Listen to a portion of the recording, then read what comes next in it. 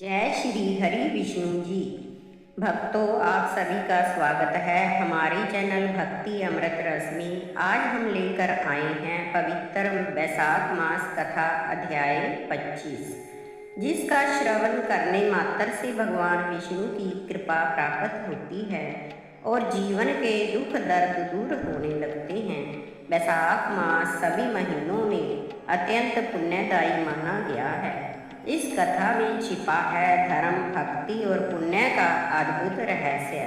तो वीडियो को अंत तक जरूर देखें और सच्चे मन से ओम नमो भगवते वासुदेवाय लिखकर भगवान का आशीर्वाद प्राप्त करें।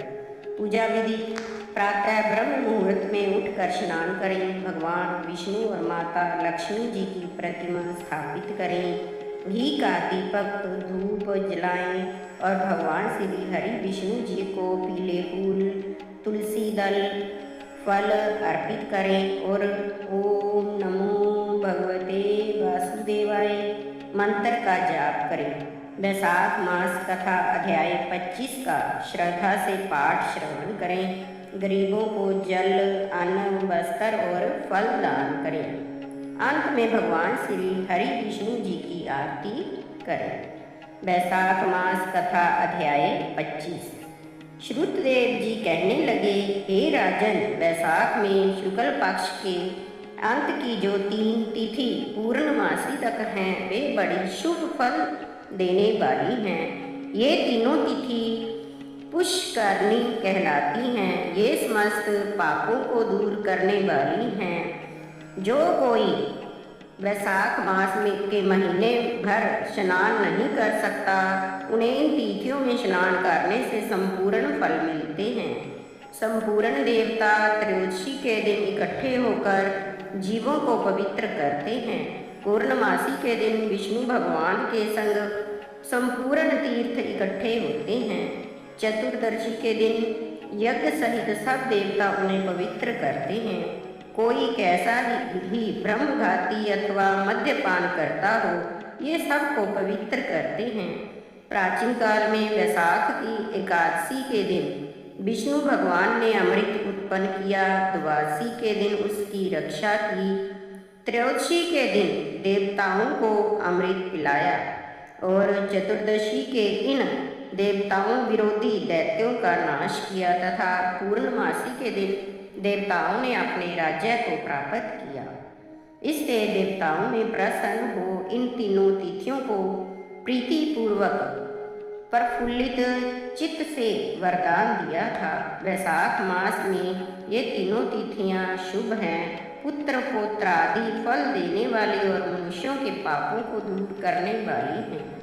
जो अधम मनुष्य संपूर्ण वैशाख मास में स्नान नहीं कर सकते हैं, वह इन तिथियों में स्नान करने से पूर्ण फल प्राप्त करते हैं। जो मनुष्य इन तिथियों में भी स्नान दान आदि नहीं करते, वे चंडाल की योनि पाते हैं और फिर नरक में जाते हैं। जो इन तीनों तिथियों में गर्म जल से स्नान करते हैं, वह 14 मनवंतर नरक में निवास करते हैं। पितृश्वर और देवताओं के निमित्त दही और अन्न का दान नहीं करते हैं, वे पिशाच योनि को प्रलय काल तक भोगते हैं। जो वैशाख मास में नियम पूर्वक कर्तव्य कर्मों में लगे रहते हैं, वे विष्णु भगवान की सायुज्य मुक्ति को प्राप्त होते हैं। इसमें कोई संदेह नहीं है। जो वैशाख के कुल महीनों में नियम पूर्वक न रहकर केवल इन 3 तिथियों में शास्त्र विहित कर्म करते हैं, वे पूर्ण फल पाकर विष्णु लोक में निवास करते हैं।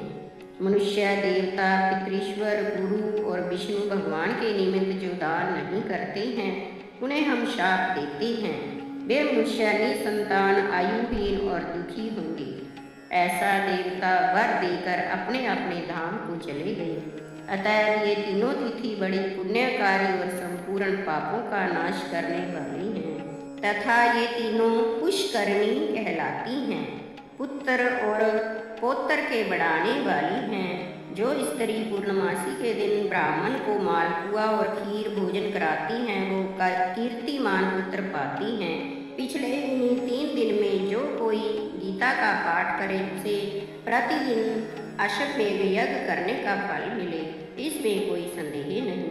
जो कोई इन 3 तिथियों में विष्णु सहस्त्र नाम का पाठ करता है उसके पुण्य के फल कहने की तो किसी में भी स्वर्ग अथवा पृथ्वी भर में सामर्थ्य नहीं है। पूर्णमासी के दिन जो कोई सहस्त्र नाम का पाठ करे और एक एक नाम परम मधुसूदन भगवान को दूध से स्नान कराते हैं तो उसके सब पाप दूर हो जाते हैं और वह विष्णु लोक को चले जाते हैं। जो सभी उत्तम उत्तम पदार्थों द्वारा मधुसूदन भगवान का पूजन करे तो कल्पांत में भी उसके पुण्य अक्षीण नहीं होते। जो कोई मनुष्य वैशाख में न स्नान करे न दान करे वह ब्रह्म हत्यारा, गुरुघाती और त्रिशूलों का नाश करने वाला होता है। जो कोई नित्य प्रति श्रीमद् भागवत का एक श्लोक, अर्ध श्लोक या चौथाई श्लोक को पढ़े तो ब्रह्मत्व को प्राप्त होता है। जो इन 30 दिनों में श्रीमद् भागवत कथा को श्रवण करे तो वह कभी भी पाप से लिप्त नहीं होता, जैसे कमल के पत्तर पर जल नहीं ठहरता। इन 3 तिथियों में विधिवत भागवत पूजा, स्नान, दान आदि करने से बहुत से मनुष्य देवता हो गए हैं, कितने ही सिद्ध बन गए हैं और कितने ही ब्रह्मा भाव को प्राप्त हुए हैं। ब्रह्म ज्ञानी अथवा प्रयागराज में मरने से मोक्ष मिलती है अथवा वैशाख मास में नियम पूर्वक स्नान करने से मोक्ष मिलती है। वैशाख की पूर्णमासी के दिन स्नान करके नीले रंग का साण छोड़े तो समस्त बंधन से छूटकर धर्म, अर्थ, काम और मोक्ष की प्राप्ति होती है। जो गरीब कुटुंबी ब्राह्मण को गोदान करता है वह अकाल मृत्यु से छूटकर परलोक में परम पद पाता है। जो मनुष्य वैशाख की पूर्णमासी को बिना स्नान दान किए बिता देते हैं वह 100 जन्म तक कुत्ता की योनि में पड़कर विष्ठा के कीड़े होते हैं। तीनों भुवन में 3.5 करोड़ तीर्थ हैं, ये सब इकट्ठे होकर पाप समूह के डर से सलाह करने लगे कि पापी मनुष्य अपने किए पाप अपने बीच में त्यागते हैं तो हमारे पाप कैसे दूर होंगे। ऐसी चिंता करते हुए तीर्थपाद हरि भगवान की शरण में गए और अनेक स्तोत्र द्वारा स्तुति करने प्रार्थना करने लगे।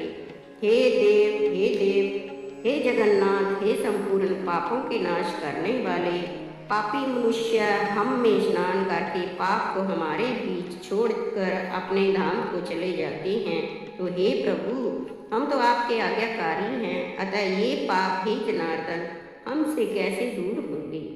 हे प्रभु हम आपके चरणों की शरण के इच्छुक हैं, कोई उपाय हमारे सामने कहिए।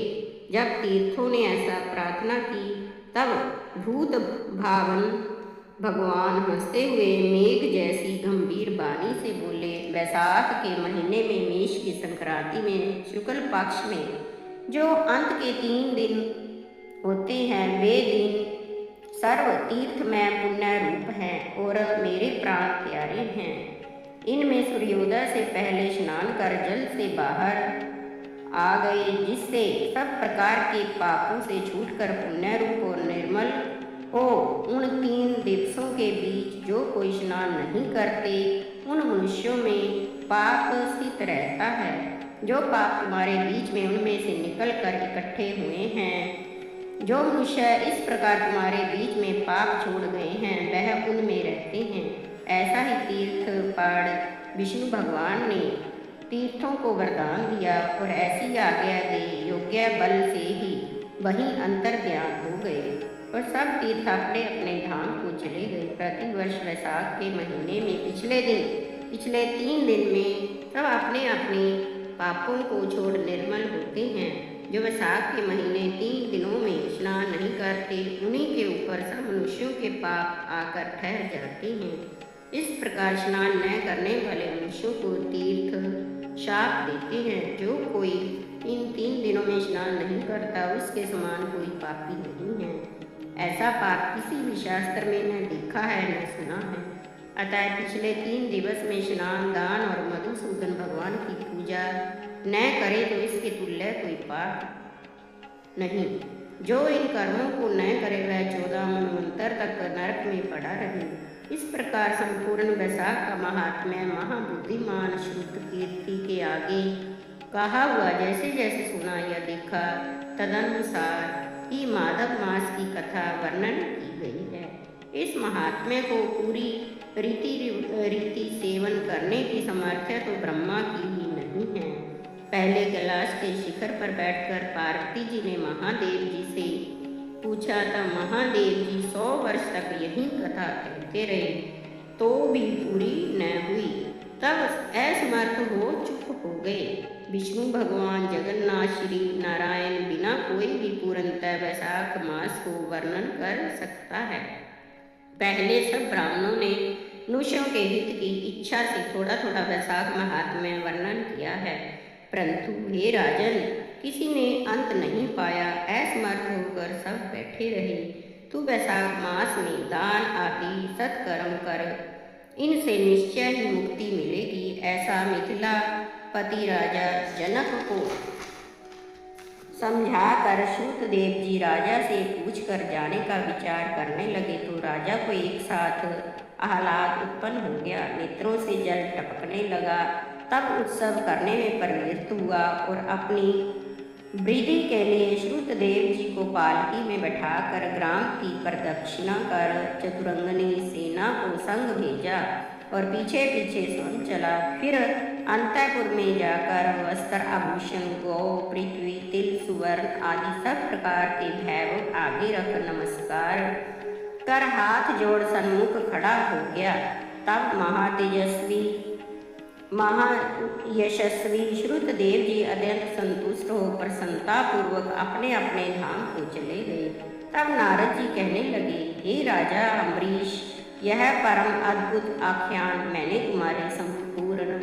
तुम्हारे सम्मुख वर्णन किया है, जिसके सुनने से ही संपूर्ण पाप नष्ट हो जाते हैं और सब प्रकार की संपत्ति मिलती है और इसी से भोग ज्ञान और मोक्ष प्राप्त होते हैं। नारद जी के ऐसे वचन सुन महायशस्वी राजा अम्बरीश मन ही मन ऐसा प्रसन्न हुआ कि बाहर के सब व्यापार छोड़ दिए और दंड की तहर पृथ्वी पर गिर सिर के प्रणाम करने लगा तथा सब प्रकार के ऐश्वर्यवान पदार्थों से नारद जी की पूजा की। फिर भगवान नारद मुनि ने राजा से पूछकर अन्य लोक को चले गए, क्योंकि शाप के मारे वे एक जगह नहीं रहते थे।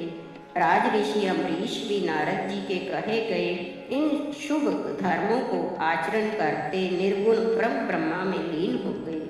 सूत जी बोले, जो कोई इस पाप के नाश करता और पुण्य के बढ़ाने वाले परम अद्भुत आख्यान को सुनता अथवा पाठ पढ़ता है वह परम गति को प्राप्त करता है तथा जिसके घर में हाथ की लिखी पुस्तक है उसके तो हाथ ही में मुक्ति है, सुनने की भी उसे कुछ आवश्यकता नहीं है। जय श्री हरि विष्णु जी। भक्तों, यदि आपको वैशाख मास कथा अध्याय 25 का यह पावन पाठ पसंद आया हो तो वीडियो को लाइक करें, शेयर करें और हमारे चैनल भक्ति अमृत रस को सब्सक्राइब अवश्य करें। अगली पावन कथा में फिर मिलेंगे। बोलिए भगवान विष्णु भगवान की